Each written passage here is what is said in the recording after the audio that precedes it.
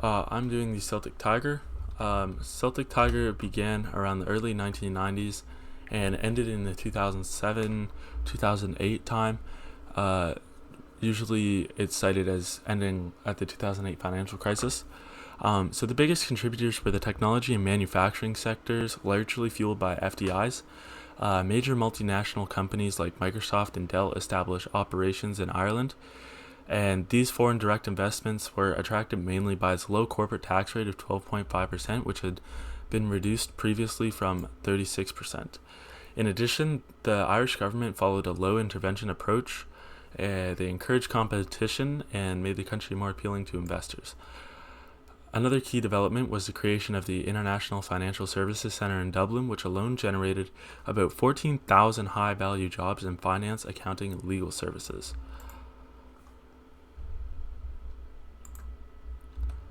So the multiplier effect. This growth didn't stay limited to those sectors. It spread across the entire economy through something called the multiplier effect. So, for example, as foreign companies created jobs, their workers earned higher incomes, and these Irish workers then spent more money on goods and services like housing, retail, transportation, which then stimulated the Irish economy and further business growth, leading to more job creations. This ripple effect helped transform Ireland from a struggling economy into one of the fastest growing in Europe. However, this rapid growth came with downsides, particularly inflation. In the early years around 1995 to 2000, inflation was moderate at about 2.7%, but after 2000, it rose significantly to around 5 to 6% annually. For businesses, this was actually beneficial in many cases. Profit margins increased because productivity was rising faster than wages, and unit labor costs remained stable or even declined due to agreements between employments and workers. Impact on consumers. For consumers, the situation was mixed. On one hand, rising employment falling from about 15 to 16% unemployment down to a manageable 5% meant people had more income and higher purchasing power. But as inflation increased in the later years, the cost of living rose, which began to reduce those gains. So overall, early and mid-period, consumers benefited significantly, and in the later years of the Celtic Tiger, inflation weakened the purchasing power.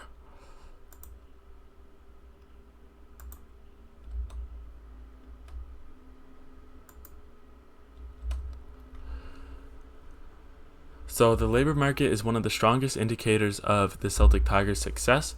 Unemployment dropped dramatically, reaching near full employment by the early 2000s, with the lowest point dipping around 2001. While there was some structural employment as low-skilled workers struggled to adapt to the high-tech economy, the number of jobs created far outweighed those lost.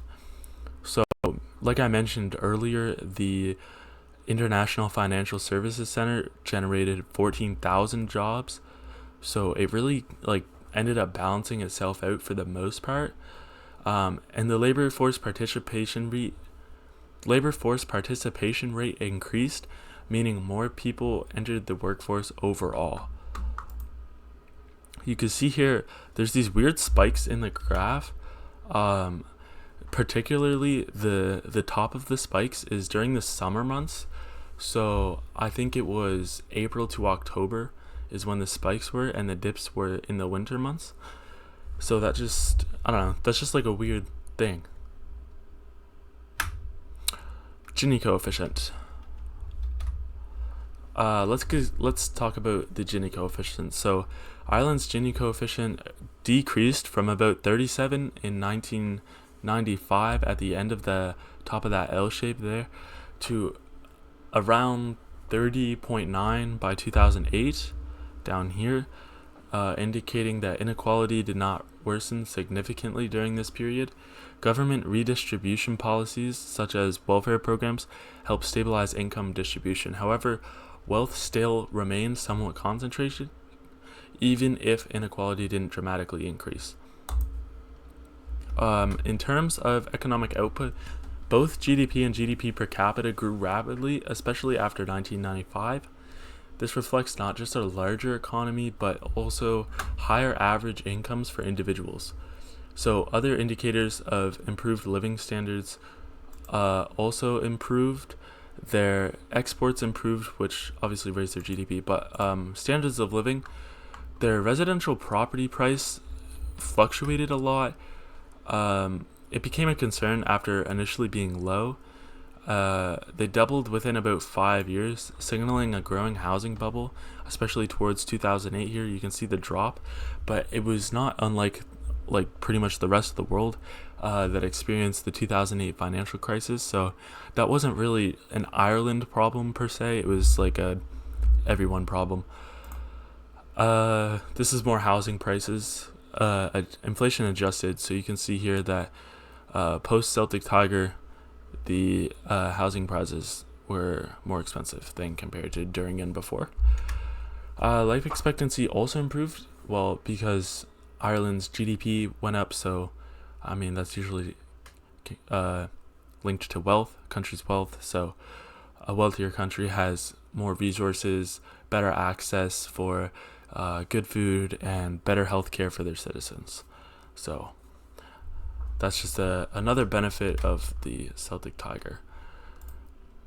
So it was just a period of transformation for Ireland, and it was driven by foreign direct investment, low corporate taxes, and growth in high-tech industries, which then spread throughout the economy via the multiplier effect.